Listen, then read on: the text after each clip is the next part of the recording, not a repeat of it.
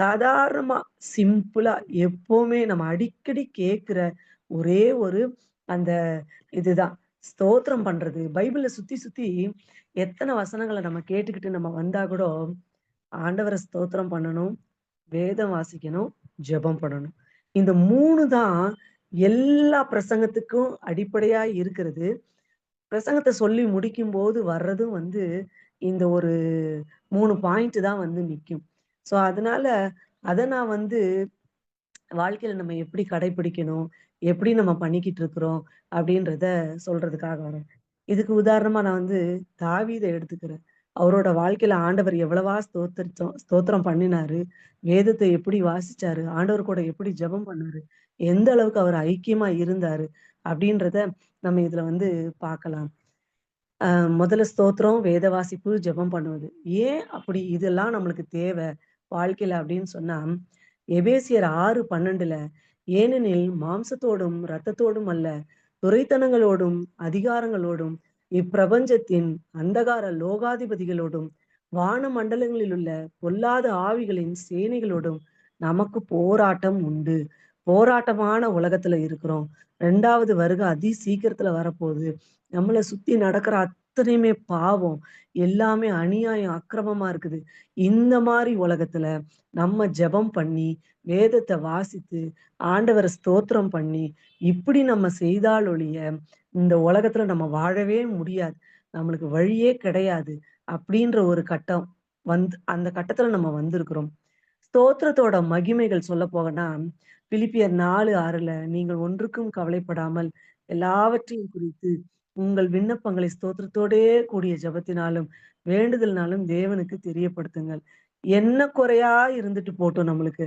நம்மளுக்கு பணம் இல்லையா? இல்ல குடும்பத்துல சமாதானம் இல்லையா? பிள்ளைங்க இல்லையா? எதுவா இருந்தாலும், நம்ம மனசுல அத நம்ம வச்சுக்காம, அத ஒண்ணு கூட குறையலாம். ஆண்டவர்கிட்ட நம்ம அத முதல்ல சொல்லிடணும். எல்லாவற்றையும் குறித்து உங்கள் விண்ணப்பங்கள ஸ்தோத்திரம் பண்ணி, "எப்பா எனக்கு இது ஒரு பிரச்சனையா இருக்குது. இத நீங்க எனக்கு நிவர்த்தி செய்யுங்க சாமி. எனக்கு இதுலருந்து ஒரு விடுதலை குடுங்க.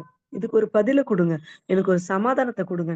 நம்ம ஸ்தோத்திரத்தோட ஆண்டவர்ட்ட சொல்லும்போது, அது அவருக்கு ரொம்ப பிரியமா இருக்கும்.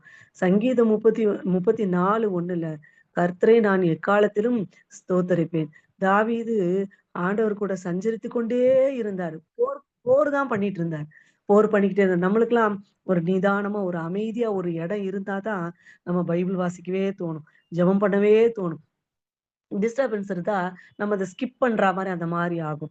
ஆனா அப்படி இல்லாத தாவீது கர்த்தரை நான் எக்காலத்திலும் வாழ்வா, தாழ்வா, போரா, இல்ல சமாதானமா, அமைதியா, எதுவா இருந்தாலும் சரி, பிள்ளைங்களால எதிர்ப்பா, எந்த சந்தர்ப்ப சூழ்நிலையும் தாவீது ஆண்டவர ஸ்தோத்தரிக்கிறத மட்டும் விடவே இல்ல. அதேபோல 1 தெசலோனிக்கர் 5:18 ஆண்டவரோட சித்தம் என்னன்றத பாருங்க. எல்லாவற்றிலேயும் ஸ்தோத்திரம் செய்யுங்கள். அப்படி செய்வதே கிறிஸ்து இயேசுவுக்குள் உங்களைக் குறித்து தேவனுடைய சித்தமாயிருக்கிறது. ஆண்டவரோட சித்தம் நம்ம அவர ஸ்தோத்தரிக்கணும். ஸ்தோத்திரத்துக்கு உண்டான பலன்.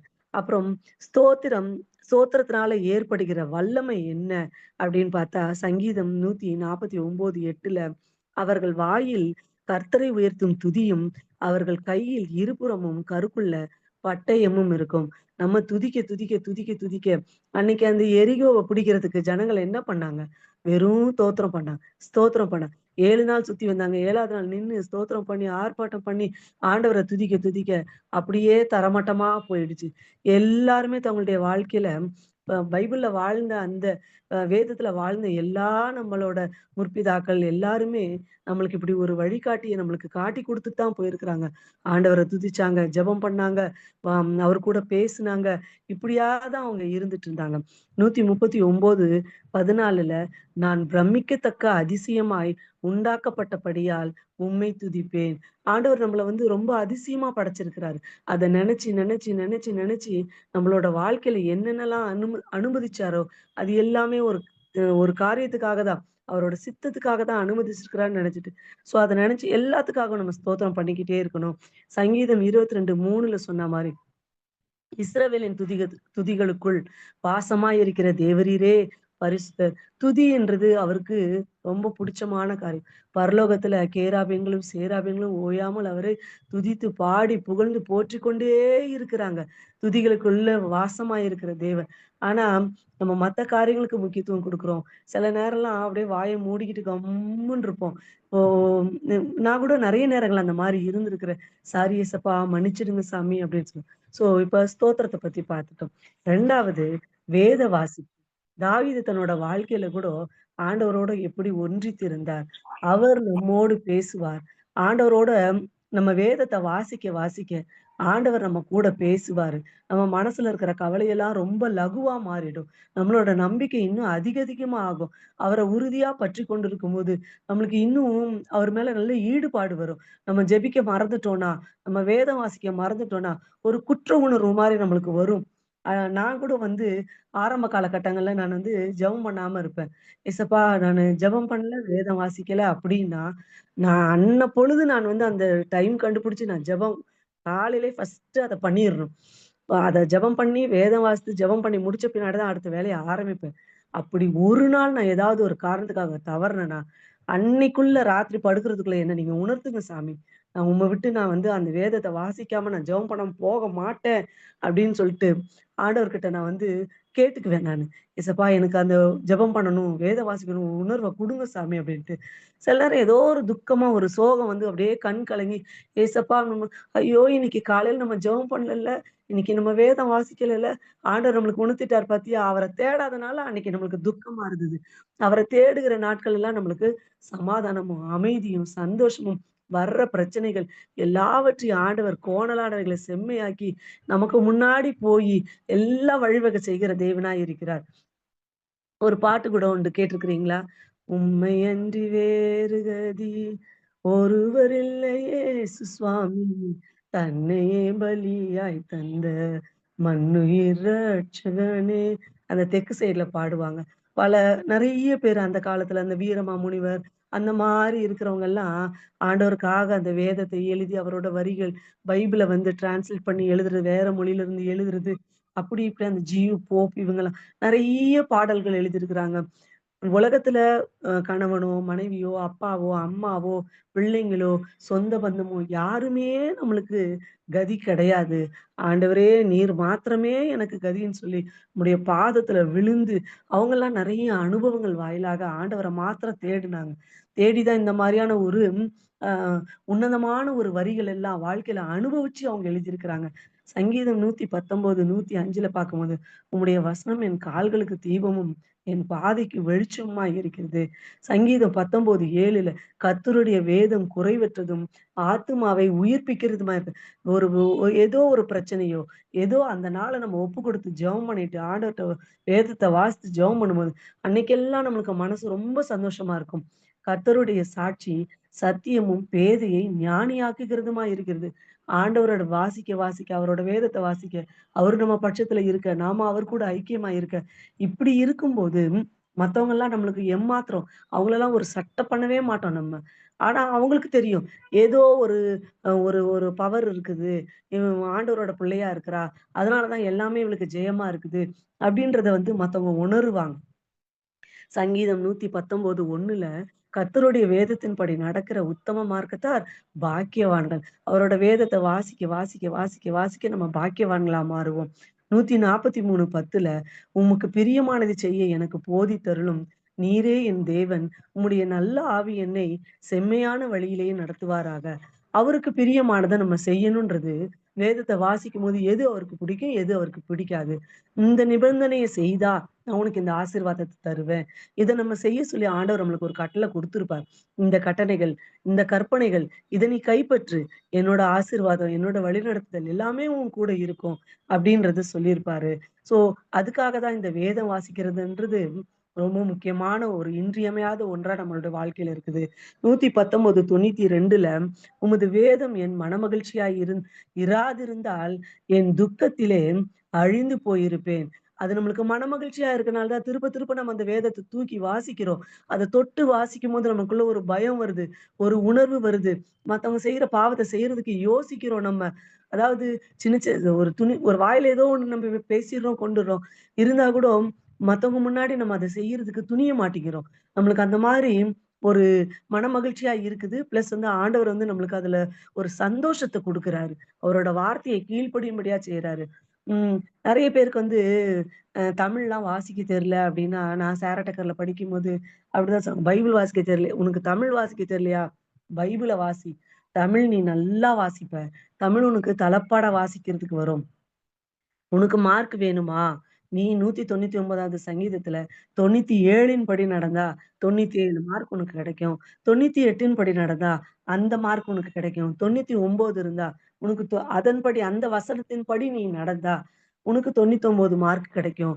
100 மார்க் சென்டம் வேணுமா? அப்படியே அத கடைப்பிடிங்க. அப்படின்னு சொல்லிட்டு டீச்சர்ஸ் ரொம்ப அறிவுரை சொல்லுவாங்க. புரியுதுங்களா? அடுத்தது 3வதா வர்ற பாயிண்ட் ஜெபம் பண்ணுதல். இதுக்காக நம்ம வந்திருக்கிறோம். ஏசாயா 55:6ல கர்த்தரை கண்டடையத்தக்க சமயத்தில் அவரை தேடுங்கள்.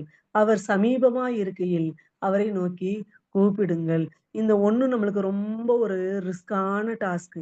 அவரை கண்டடைய அவரை கண்டடையத்தக்க சமயம் அதிகாலை நேரம். அதிகாலை நேரத்துல நம்மளுக்கு நம்ம தூக்கத்த விட்டு எழுந்திருச்சு, ஆண்டவர துதிச்சு, பாடி இந்த மாரிலாம் செய்யறதுக்கு முடியல. நெறைய பேருக்கு பலவீனங்கள் இருக்குது உடம்புல. நெறைய பேர் வந்து நம்ம அப்படியே தூக்கத்துல ஆழ்ந்து போயிர்றோம். செய்ய மாட்டேங்குது. ஆனா, அத விட்டுட்டு ஆண்டவர் நம்ம பக்கத்துல வந்து, நம்மள கண்டடையத்தக்க சமயத்துல வந்து நம்ம கிட்ட இருந்து போன பிற்பாடு, சமீபமா வந்துட்டு தூரமா போன பிற்பாடு நம்ம எழுந்திருச்சு உட்கார்ந்து, ஆண்டவரே, ஆண்டவரேன்னு சொல்லி இது பண்றோம். ஒவ்வொரு நாளும் ராத்திரி படுக்கும்போதும், ஆண்டவரே, நீர் வந்து கர்த்தரை கண்டடையத்தக்க சமயத்துல உம்ம நான் தேடுறதுக்கும், நீர் சமீபமா வர்ற நேரத்துல உம்மை நோக்கி கூப்பிடுறதுக்கும் பலன் தாரும் ஆண்டவரே. நான் பலவீனன் தான். எனக்கு பலன் தாங்கன்னு சொல்லிட்டு நம்ம வந்து ஆண்டவர்ட்ட கண்டிப்பா கேட்கணும். நீதிமொழிகள் 8:17ல என்னை சிநேகிக்கிறவர்களை நான் சிநேகிக்கிறேன். அதிகாலையில் என்னை தேடுகிறவர்கள் என்னை கண்டடைவார்கள்.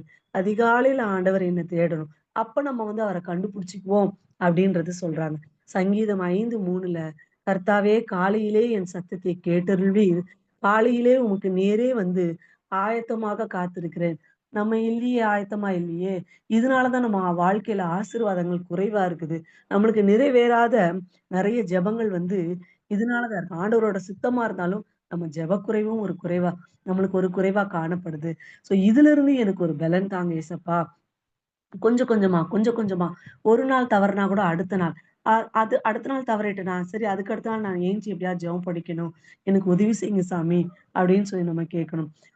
சங்கீதம் 22:5ல உம்மை நோக்கி கூப்பிட்டு தப்பினார்கள். உம்மை நம்பி வெட்கப்பட்டு போகாதிருந்தார்கள். ஆண்டவர நம்பி, அவரோட வேதத்த வாசித்து, அவரு கூட ஜெபம் பண்ணி, அவரு கூட ஐக்கியமா இருக்கும்போது, எந்த மனுஷங்க முன்னாடியும் நம்மள வெட்கப்படுத்தவே விட மாட்டாரு. சங்கீதம் 90 மோசேயினுடைய ஒரு ஜெபமே இருக்குது.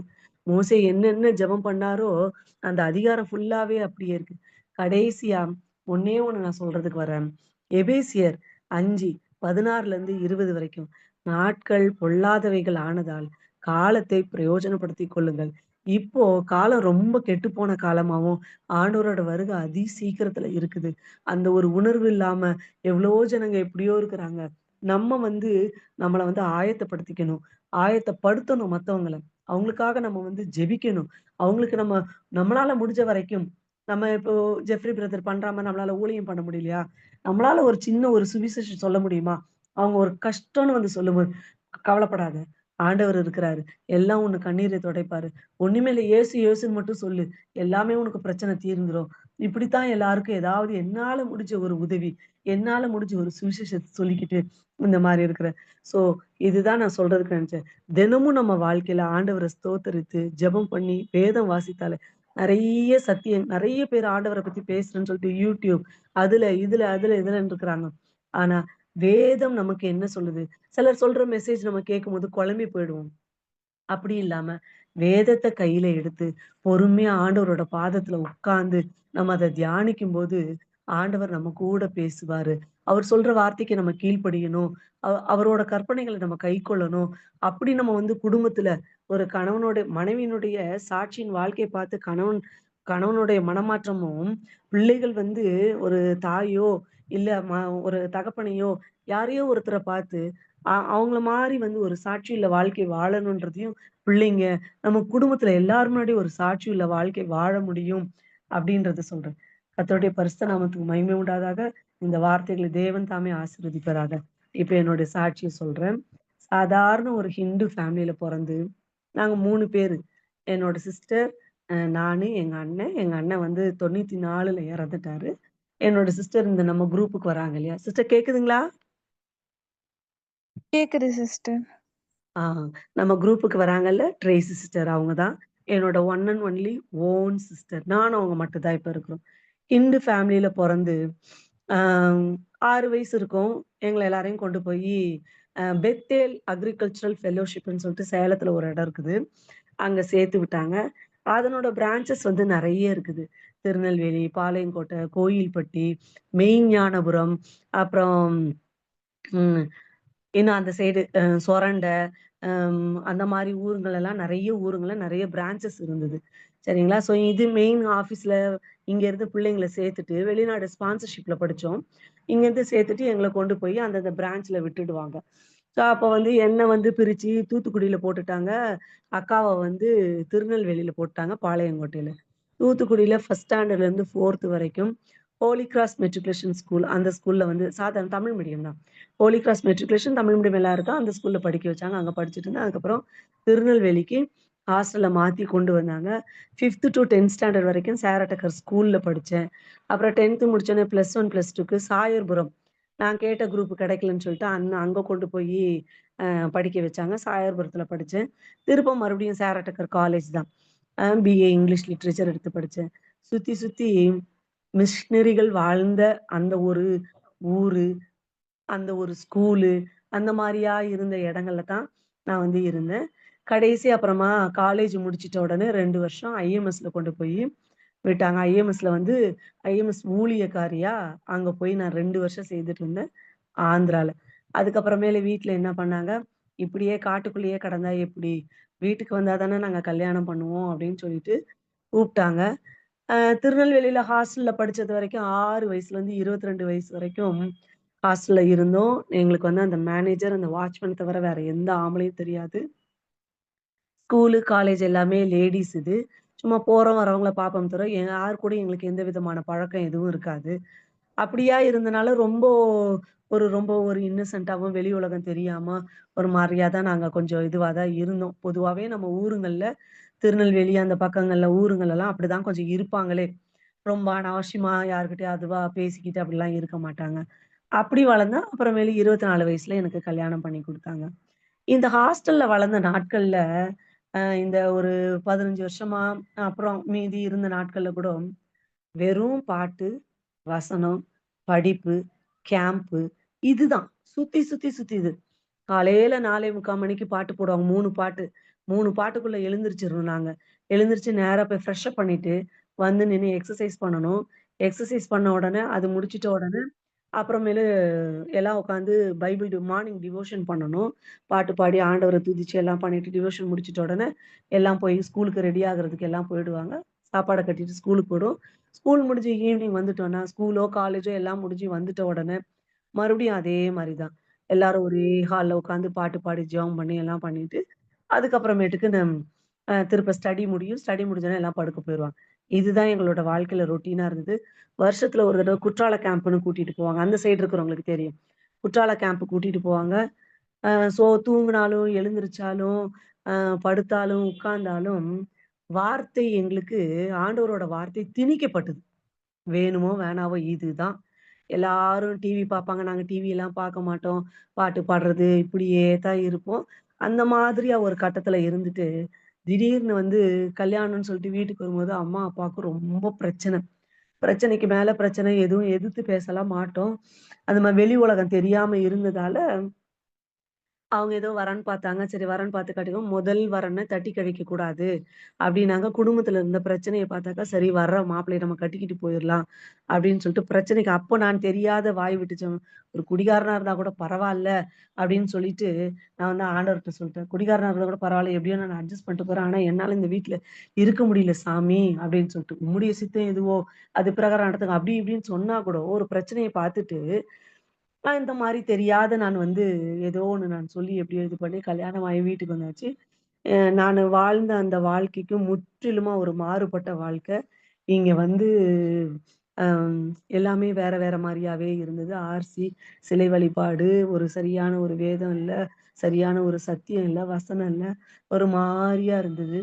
அதாவது எனக்கு என்ன ஆச்சுன்னா, வார்த்தை எந்த வார்த்தை எனக்கு திணிக்கப்பட்டதோ, அன்னைக்கு நான் உதாசீனப்படுத்தினேன். ஆனா, ஆல்டர் கால்லாம் கூப்பிடும்போதெல்லாம் அப்பப்போ கூப்பிடும்போதெல்லாம் எல்லாம் கை தூக்குவேன் இருப்பேன். ஆனா, அதனோட அருமை எனக்கு தெரியல. இது பஞ்சம் ஏற்படும். இந்த மாரி வார்த்தை கேட்க முடியாத ஒரு சூழ்நிலை ஏற்படுன்றத உணராம, அன்னைக்கு நான் வந்து உதாசீனப்படுத்தினேன். இப்ப வந்தா எனக்கு அப்படியே ரொம்ப வேதனை. ஏதாவது வசனத்த கேட்டா, ஒரு பாட்டு கேட்டா, அப்படியே ஆறுதலா இருக்கிற மாரி இருக்கும். கேட்க மாட்டோமா? கேட்க மாட்டோம். என் பைபிள்ல ஃபுல்லா எழுதி வச்சிருப்பேன் நானு. எனக்கு எந்த நேரத்துல ஆண்டவர் எனக்கு என்ன ஜெபத்துக்கு என்ன பதில் குடுத்தார்? அப்படின்னு நான் எழுதி வச்சிருப்பேன் நானு. ஸோ அதெல்லாம் வாசித்து, வாசித்து, வாசித்து அப்படியே தனியா உட்கார்ந்துட்டு நேரம் கிடைக்கும் போதெல்லாம் ஏன்னா அவங்களுக்கு அதனோட அருமை தெரியாது. ரூம்ல வந்து உட்கார்ந்து தனியா உட்கார்ந்து அந்த மாரி திருமண வாழ்க்கையே வறுமை, கடன், கஷ்டம், சரியான வேலை இல்ல அவருக்கு. இப்படியா தான் போச்சு. இந்த மாரி சூழ்நிலை என்ன சுத்தி இருக்கிற எல்லாருமே ரொம்ப நல்லா சர்ரி வெல்த்தியா இருந்தாங்க அவங்க எல்லாருமே. ஸோ வாய் பார்த்த வாழ்க்கை வாழ்றேனே ஏசப்பா! நான் சின்னதுல இருந்தே கஷ்டப்பட்டேன். எனக்கு இப்பவும் வந்து இதே மாரி இருக்குதே சாமி! என்னதான் ஏசப்பா! அப்படின்னு சொல்லிட்டு ஜெபம் பண்ணுவேன், அழுவேன், முட்டி, மோதி, போராடி ஆண்டவர்கிட்ட தான் இது பண்ணுவேன். எதுனா நான் தெரியாம சொல்லி நான் ஜெபம் பண்ணிடக்கூடாது ஏசப்பா! நீங்க என் வாழ்க்கையில என்ன சித்தம் வச்சிருக்கிறீங்களோ அத நடத்துங்க. ஒருவேளை இந்த கும்பல் என்னோட நடத்தை நிமித்தமா மனம் மாறுறதுக்காக நீங்க என்ன தெரிந்தெடுத்தீங்களோ என்னவோ தெரியல சாமி! அப்படின்னு சொல்லிட்டு அவ்வளவா ஜெபம் பண்ணுவேன். அப்புறம் குடும்பத்துல என்ன பண்ணிருக்காங்க, எனக்கு வந்து அ எதுவானாலும் இவ ஜெபம் பண்றா, எல்லாம் இது பண்றா, அல்லேலூயால இருந்து இவங்க வந்திருக்கிறாங்க. சரி இவங்கள ஜெபம் பண்ண வைக்கலாம் அப்படி இப்படின்ற ஒரு முக்கியத்துவம் குடுத்து, அப்புறம் கொஞ்சம் ஜெபம் பண்ண வச்சு அப்படி இப்படி. வறுமை தான், கஷ்டம் தான், 1 மினிட், ஒரே நிமிஷம் அறிவு கால்.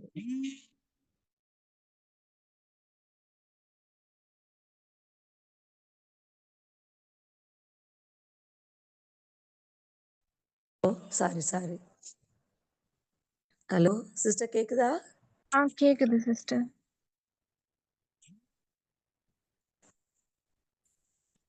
ஸோ அதனால வந்து இந்த மாதிரி இருந்தது. மேரேஜ் ஆகும்போது கூட ஒண்ணுமே இல்ல.